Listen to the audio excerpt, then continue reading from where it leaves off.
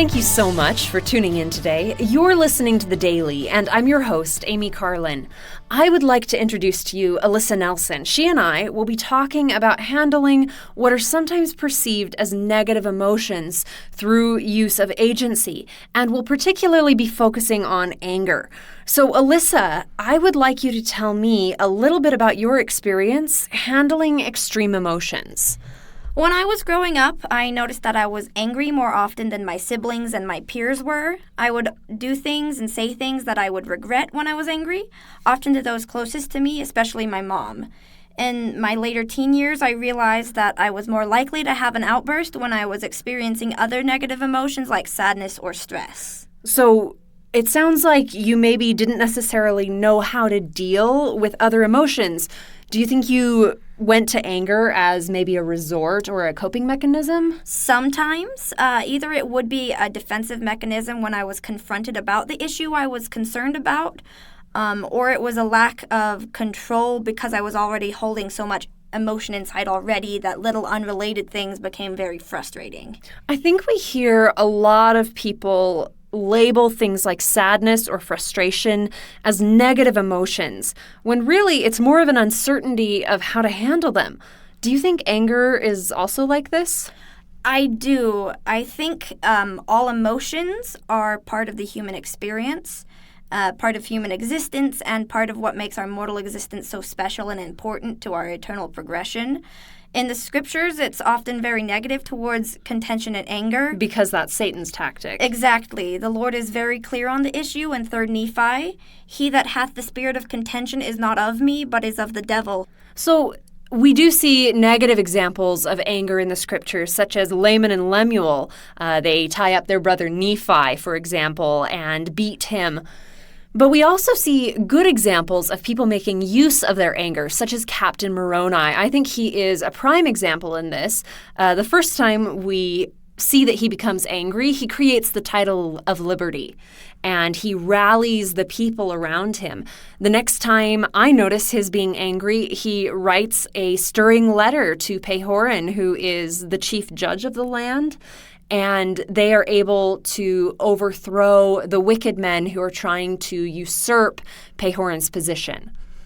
And that does bring up a good point about learning how to channel your anger in a positive direction.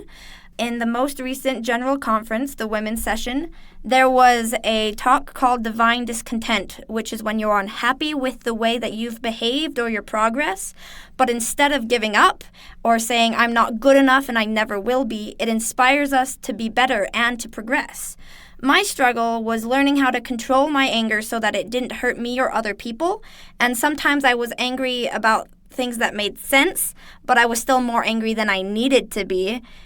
So there is a great difference between being appropriately passionate about something and just blowing up.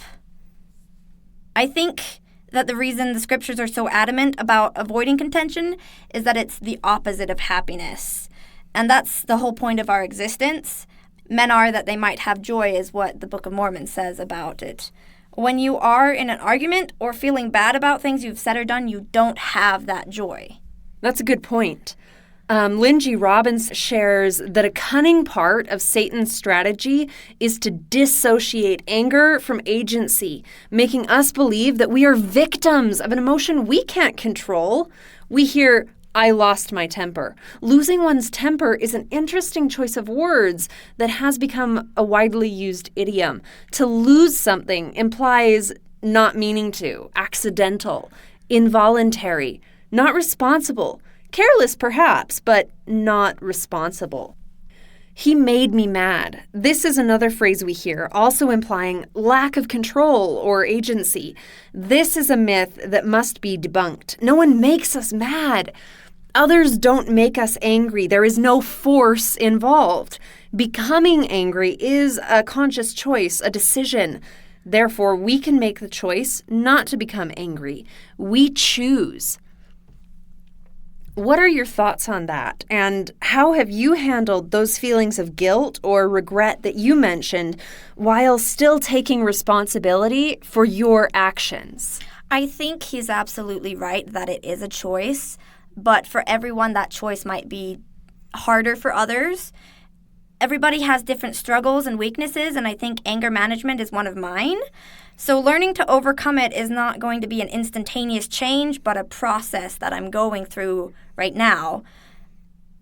Something that I've struggled with is feeling really guilty every time I would blow up, rather than using my agency appropriately to rein myself in. That's something I'm working on right now, trying to be more forgiving of myself. Again, in the most recent General Conference, President Eyring said to be Christ-like to others and to yourself. And in my mind, that struck a chord because it seemed to say that I needed to forgive myself and love myself more despite the weaknesses and these problems that I perceive that I have. So you're saying we need to make use of repentance and the atonement of Jesus Christ.